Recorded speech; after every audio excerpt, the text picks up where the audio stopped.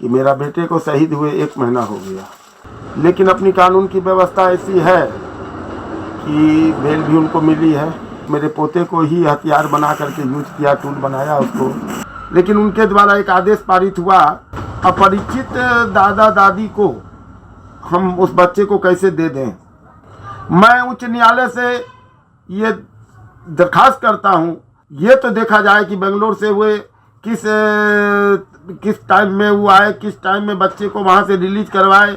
उस बच्चे का जो भविष्य है आज किसके पास सुरक्षित है, इसको न्यायालय को देखना चाहिए। मैं महिला आयोग से भी ये पूछना चाहता हूँ कि ऐसा कहाँ का आप लोग का आयोग है महिला के संरक्षण देने में कि बच्चे से किसी माँ का यदि प्रेम न हो तो माँ कैसी है। पुरुष आयोग बनना चाहिए, पुरुष के लिए भी कानून होना चाहिए, ये भी मैं दरखास्त करता हूँ। लेकिन हम लोग बच्चे को वो प्यार दे सकते हैं, वो उसको संस्कार दे सकते हैं जो कभी वो नहीं दे सकती। अब तो वो अपराधी है, लेकिन हमारे यहाँ रहेगा तो एक शहीद का बच्चा कहलाएगा और उसको लोग बहुत आदर के दृष्टि से देखेंगे। राष्ट्रपति जी को मेरी आवाज़ यदि जाती हो, प्रधानमंत्री जी के पास मेरा यदि ये कष्ट जाता हो, तो मैं उन लोग से भी निवेदन करता हूँ कि इस पर विचार करने की ज़रूरत है। हम लोग पर भी यदि आपकी थोड़ा सा आवाज़ चली जाए तो हम लोग का बहुत बड़ा, इससे हम लोग का बुढ़ापा कट जाएगा।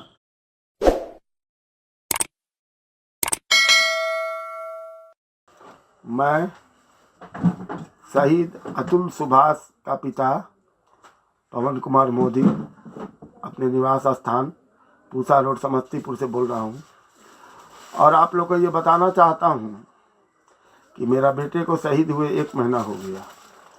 आज 8 तारीख है।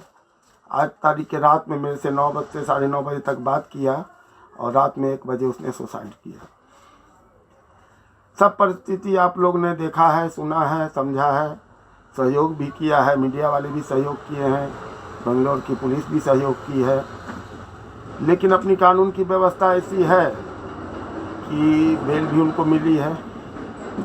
लेकिन मैं ये कहना चाहता हूँ कि बेल मिलने में भी उसने अपने बच्चे को, मेरे पोते को ही हथियार बना करके यूज किया, टूल बनाया उसको।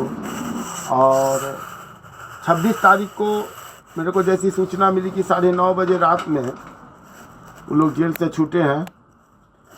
उन लोग ने किस फ्लाइट से जा कर के दिल्ली पहुँचे, वहाँ से फरीदाबाद गए, वहाँ से बोर्डिंग स्कूल से बच्चे को लिए, और बच्चे को लेने के समय भी उन लोग ने कहा है कि हमें सुप्रीम कोर्ट में हाजिर होना है, और सुप्रीम कोर्ट में वो बच्चे को लेके हाजिर नहीं हुई है। उनका वकील कहा कि बच्चा माँ के कस्टडी में बेंगलोर है, बेंगलोर में ही रहेगा। और हम लोग की जो आर्गूमेंट थी, जिसका फैसला 7 तारीख को होना था, तो सुप्रीम कोर्ट माननीय न्यायाधीशों का मैं बहुत सम्मान करता हूँ, लेकिन उनके द्वारा एक आदेश पारित हुआ कि अपरिचित दादा दादी को हम उस बच्चे को कैसे दे दें। मैं ये सवाल पूछना चाहता हूँ कि दादा दादी अपरिचित हैं और वो बोर्डिंग स्कूल वाला परिचित है, जिसने 3 साल के बच्चे को अपने बोर्डिंग में लिया, जिसमें पिता का नाम भी मेंशन नहीं है, और वहाँ से गलत सूचना दे करके वो सुप्रीम कोर्ट का हवाला दे करके बच्चे को वहाँ से निकालती है और बच्चे को फिर बेंगलोर ले जाती है। यहाँ उनका वकील कह रहा है कि बच्चा बेंगलोर में है, वहाँ बोर्डिंग में रहेगा, वहीं पढ़ेगा, क्योंकि उन लोग को वहाँ पर चार्जशीट दाखिल होने तक रहना है। ठीक है, मैं उच्च न्यायालय से ये दरखास्त करता हूँ, निवेदन करता हूँ कि कम से कम उनका ये तो देखा जाए कि बेंगलोर से हुए किस टाइम में वो आए, किस टाइम में बच्चे को वहाँ से रिलीज करवाए और क्या कह करके करवाए।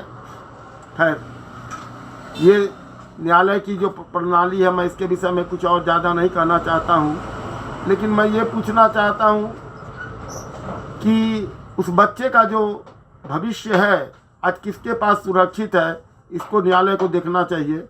जो माँ अपने बच्चे को अपने साथ में कभी नहीं रखी, 1 साल का था तब तक वो हमारे बच्चे और मेरे लड़के और बहू के साथ था, निकिता सिंघानिया के साथ। 1 साल के बाद वो ले गई बच्चे को, ये कह करके कि मैं कुछ दिन के बाद आ जाऊंगी, कोविड यहाँ कम होगा तो आ जाऊंगी। और उसके बाद उसने केस डाला 8 महीने के बाद। 8 महीने के बाद केस डालने के बाद वो बच्चे को हथियार बना ली, बच्चे से पैसे की उगाही करने लग गई। खैर ये भी ठीक है। उसके बाद वो बच्चे को अपने साथ कभी नहीं रखी। एक माँ, मैं महिला आयोग से भी ये पूछना चाहता हूँ कि ऐसा कहाँ का आप लोग का आयोग है महिला के संरक्षण देने में कि बच्चे से किसी माँ का यदि प्रेम न हो तो वो माँ कैसी है? आप भी किसी की माँ होंगी, आपका भी कोई भाई होगा, आपकी भी यदि बहू आपके साथ, आपके भाई के साथ इस तरीके का व्यवहार करे तो आप लोग क्या महिला आयोग वाले चुप बैठे रहेंगे? मैं ये प्रश्न करना चाहता हूँ। पुलिस आयोग बनना चाहिए, बना हुआ है, और पुरुष के लिए भी कानून होना चाहिए, ये भी मैं दरख्वास्त करता हूँ। लेकिन मैं ये पूछना चाहता हूँ पूरी दुनिया में हर माँ से कि क्या उसको बच्चे को अपने पालने की जब उसके पास समय नहीं है तो उसको बच्चे को कस्टडी में लेने का हक है? हम लोग बच्चे को वो प्यार दे सकते हैं, वो उसको संस्कार दे सकते हैं जो कभी वो नहीं दे सकती। अब तो वो अपराधी है, वो यदि रोड पर भी निकलेगा बच्चा तो उसको एक अपराधी का बेटा कहा जाएगा, उसकी माँ अपराधी है। लेकिन हमारे यहाँ रहेगा तो एक शहीद का बच्चा कहलाएगा और उसको लोग बहुत आदर की दृष्टि से देखेंगे। तो इसलिए मेरा ये अनुरोध है न्यायालय से, और राष्ट्रपति जी को मेरी आवाज़ यदि जाती हो, प्रधानमंत्री जी के पास मेरा यदि ये कष्ट जाता हो, तो मैं उन लोग से भी निवेदन करता हूँ कि इस पर विचार करने की ज़रूरत है। हम भी आपके राष्ट्र के ही एक छोटे से गांव के एक गरीब लोग हैं, हम लोग पर भी यदि आपकी थोड़े सा आवाज़ चली जाए तो हम लोग का बहुत बड़ा, इससे हम लोग का बुढ़ापा कट जाएगा, और पोता यदि हमारे संरक्षण में रहेगा तो उसका जो भविष्य अच्छा बनेगा। जहाँ पर वो है उसको टूल की तरह व्यवहार अभी तक करते आई है।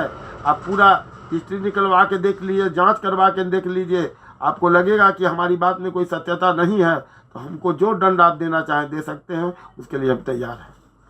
जय हिंद, जय भारत।